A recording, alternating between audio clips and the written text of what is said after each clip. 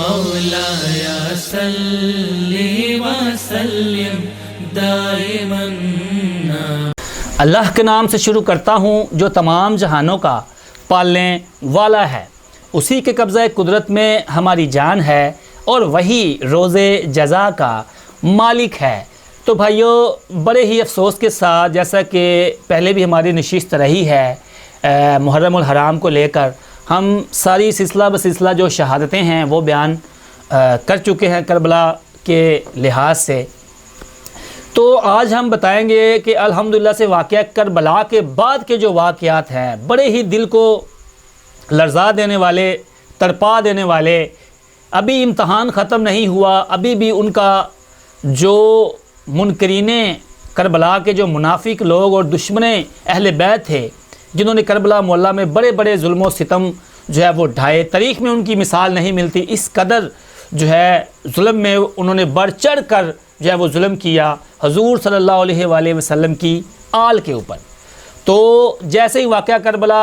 جو ہوا، امام حسین علیہ السلام کی شہادت ہوئی، تو اس کے بعد بھائیو انہوں نے فوراً سے جو ہے پہلا کام کیا کہ خیموں کو جو ہے وہ جلا دیا۔ ان کا دل یہاں تک نہیں بھرا، انہوں نے شہداء کی جو لاشیں ہیں اس کے اوپر گھوڑے تک جو ہے وہ دوڑا دیے، لاشوں کو جو ہے وہ پامال کر دیا، دفنانے تک جو ہے اتنی مہلت نہ دی مسلمانوں نے کسی کو بھی جو اہل بیت کے محب تھے کہ کوئی بھی ان کو جو ہے وہ دفنا سکے۔ اور انہوں نے جو ابن زیاد نے پہلا کام کیا کہ ساری جو مستورات ہیں ان کو جو ہے قید کیا، قید کر کے تو اپنے ساتھ جب لے کے چلنے لگا، تو یہاں پر کردار بھائیو مین پاک بی بی سلام اللہ علیہا زینب الکبریٰ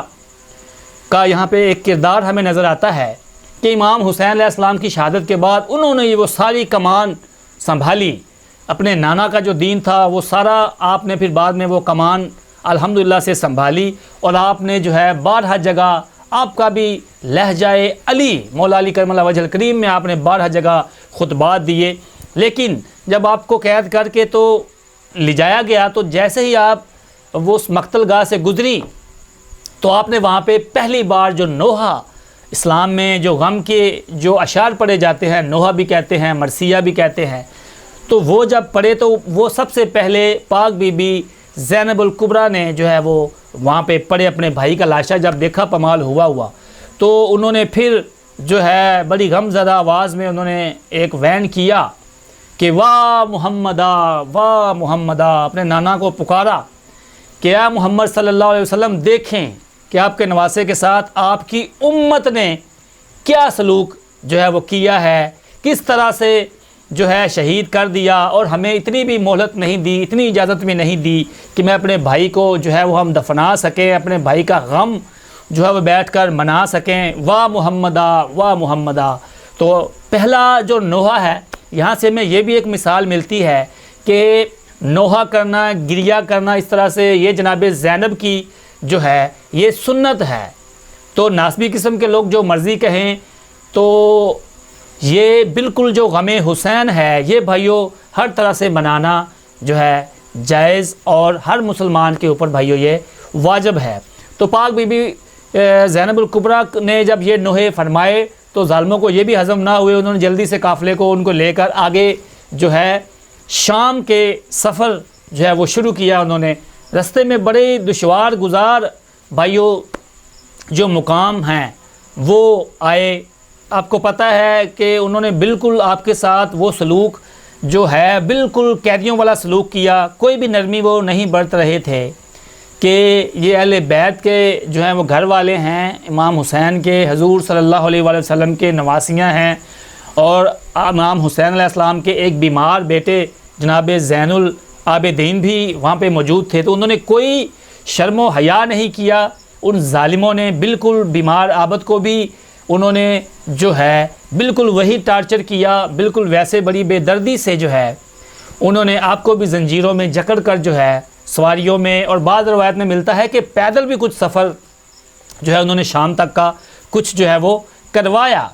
تو جیسے ہی یزید لعین کے دربار میں یہ قافلہ پہنچتا ہے،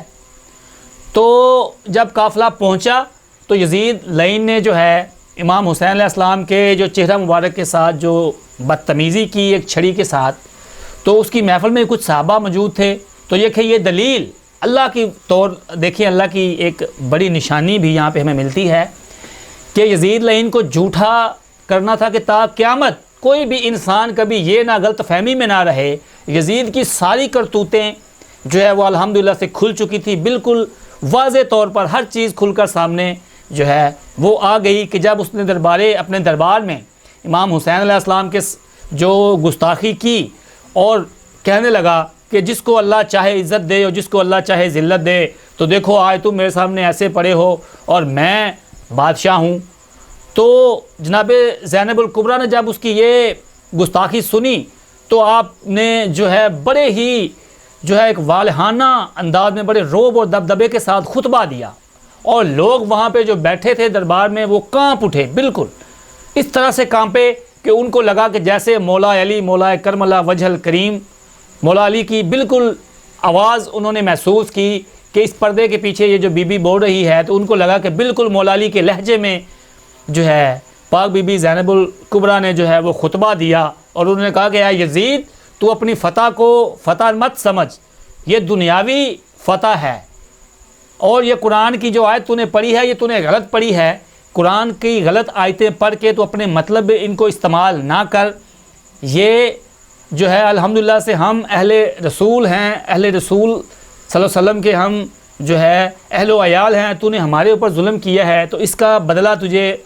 بروز قیامت الحمدللہ سے تجھے وہ ادا کرنا پڑے گا. تو جو بھی اہل مجلس موجود تھے تو وہ کانپ گئے، بالکل کانپ گئے. بعض اصحاب جو موجود تھے وہ رونے لگے. اور لیکن دیکھیں یہاں پہ ہمیں یہ بھی ایک لمحہ فکریہ جو ملتا ہے کہ یزید لعین کی جو بیعت ہے وہ بہت سے صحابہ کرام نے بھی کی، تابعین نے بھی بہت سے کی، جیسے کہ عبداللہ بن عمر نے کر لی، اور بھی بہت سے صحابہ کرام موجود تھے کہ جنہوں نے یہ ایک بہت ہی المیہ ہے مسلم امہ کے لیے، بڑا ہی ایک دردناک بھائیوں یہ لمحہ ہے کہ جب مولا حسین علیہ السلام نے بیعت نہیں کی تھی تو دوسرے صحابہ کرام نے بیعت کیوں کی. تو یہ دیکھ لے، آج یہ موضوع نہیں ہے، الحمدللہ سے ہم کبھی پھر یہ کریں گے. تو یہاں پہ یزید لعین کے سارا کرتوت جو ہے وہ فحش ہیں، بالکل جو لوگ یزید کا دفاع کرتے ہیں. تو یہاں پہ بالکل یزید نے آخری حدیں بھی واقعہ کربلا کے بعد بھائیوں پار کی ہیں. بالکل اگر یزید کے جو حکم کے بغیر امام حسین علیہ السلام کو قتل کیا گیا تھا تو اس کو چاہیے تھا کہ ابن زیاد کو انعام کرام دینے کی بجائے اس کو معزول کرتا، ابن سعد کو ابن زیاد کو ان کو سزائیں دیتا، اور اہل بیت کو جو قید کر کے رکھا گیا شام میں تو وہ بھی نہ رکھتا. اب دیکھیں یہ جو قید رکھا بعد میں قیدیوں کو، اور جو قاتلین حسین ہیں ان کو اس نے انعامات سے جو نوازا، تو یہ سب سے بڑی دلیل ہے یزیدیت کے منہ کے اوپر تماچا بن کر یہ ابھری ہے الحمدللہ سے کہ یزید اس میں پورا یزید کا جو ہے وہ حصہ ہے، قتل حسین میں پورا برابر کا جو یزید ہے وہ شریک ہے. اور واقعہ کربلا کے بعد بہت ہی ظلم و ستم جو ہے وہ اہل بیت کے اوپر بھائیوں ان ظالموں نے کیا. اور پاک بی بی فاطمہ تو زہرا سلام اللہ علیہ کی جو اولاد ہے ان کے اوپر بڑے ہی ظلم و ستم جو ہے واقعہ کربلا کے بعد ہوئے. واقعہ کربلا ہونے سے سب ختم نہیں ہوا، ان کا دل نہیں بھرا، اور انہوں نے واقعہ کربلا کے بعد جو ہے آپ کے اوپر آپ کی جو آل بچی تھی، جو آپ کی بیبیاں پاک تھی، ان کو بھی انہوں نے کافی عرصہ جو ہے وہ قید میں رکھا. تو اللہ سے دعا ہے کہ اللہ آپ کے دلوں میں اہل بیت کی پکی اور سچی محبت ڈالے، اور آج کے دور کے اور ہر دور کے یزیدیوں کے شر سے اللہ آپ کو محفوظ رکھے، اور آپ کی جو نیک تمنائیں ہیں، دلی حاجتیں ہیں،